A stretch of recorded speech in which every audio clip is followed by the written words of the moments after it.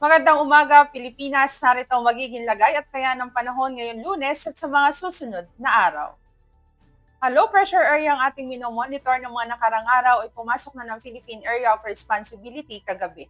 Kaninang alas 3 ng umaga, ito ay huling namataan sa layong 1,230 km silangang bahagi ng Central Luzon. Ang nasabing low pressure area, mababa ang posibilidad na mag-develop bilang isang bagyo within the next 24 hours. Ngunit ang trough nito, ganoon na rin ang southwest monsoon ang aasahan nating makakaapekto at magdudulot ng maulap na kalangitan na may kalat-kalat na pagulan, pagkidlat at pagkulog.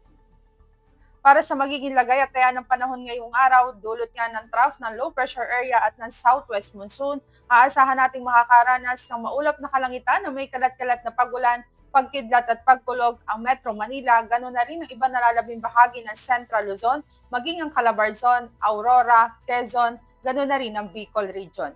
Aasahan naman natin sa iba nalalabing bahagi ng Luzon ang bahagyang maulap hanggang sa maulap na kalangitan. Ngunit may mga posibilidad pa rin yan ng mga pulupulong pag-ulan na kuminsan ay may pagkidlat at pagkulog, lalo na nga sa dakong hapon o gabi. Para naman sa magiging agwat ng temperatura ngayong araw, aasahan natin dito sa may Philippine Rise, maglalaro sa 25 to 33 degrees Celsius.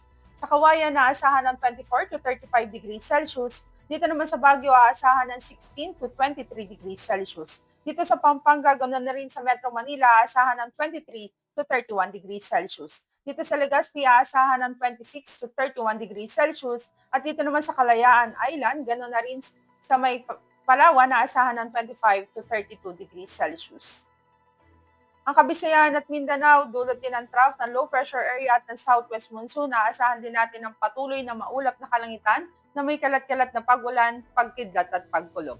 Para naman sa maging agwat ng temperatura, aasahan natin maglalaro dito sa Tacloban, ganoon na rin sa Mactan at sa Iloilo sa 26 to 31 degrees Celsius. Dito na sa Mindanao, particular na yan sa Cagayan de Oro City, aasahan naman natin ng 24 to 32 degrees Celsius. Sa Davao, aasahan ng 24 to 33 degrees Celsius at sa Zamboanga, aasahan ng 25 to 31 degrees Celsius. Para naman sa magiging lagay at taya ng panahon sa mga susunod na araw, sa Martes hanggang Huwebes, aasahan natin ng patuloy na maulap na kalangitan na may kalat-kalat na pag-ulan, pagkidlat at pagkulog, particular na yan dito sa Metro Manila, maging sa Cavite, sa Angeles, sa Lipa, Puerto Princesa, ganoon na rin sa Kalayaan Island. Dito naman sa Philippine Rise, aasahan pa rin natin ng bahagyang maulap hanggang sa maulap na kalangitan, ngunit di natin inaalis sa mga posibilidad ng mga pulupulong pag-ulan na kuminsan ay may pagkidlat at pagkulog. Samantalang dito sa Lapu-Lapu, asahan naman natin na may gradual na pagganta ng panahon, bahagyang maulap hanggang sa maulap na kalangitan, ngunit di rin natin inaalis sa mga posibilidad ng mga pulupulong pag-ulan na kuminsan ay may pagkidlat at pagkulog. Ganon din ang aasahan natin dito sa Davao at maging sa Zamboanga. Para sa ating astronomical information, ang araw ay sumikat kanina 0530 at asahan natin lulubog dito sa Metro Manila sa ganap na 1829.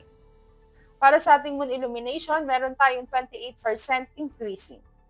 At yan ang latest update natin sa weather. Para manatiling updated sa lagay at taya ng panahon, i-follow lamang ang Air Force Weather Center sa aming mga social media accounts. At sa ngalan ng aming commanding officer na si Colonel Alvin John Cugador, Philippine Air Force General Staff Corps, I'm Sergeant Jessa C. Cuenca, Weather Forecaster ng Air Force Weather Center. Muli magandang umaga, Pilipinas.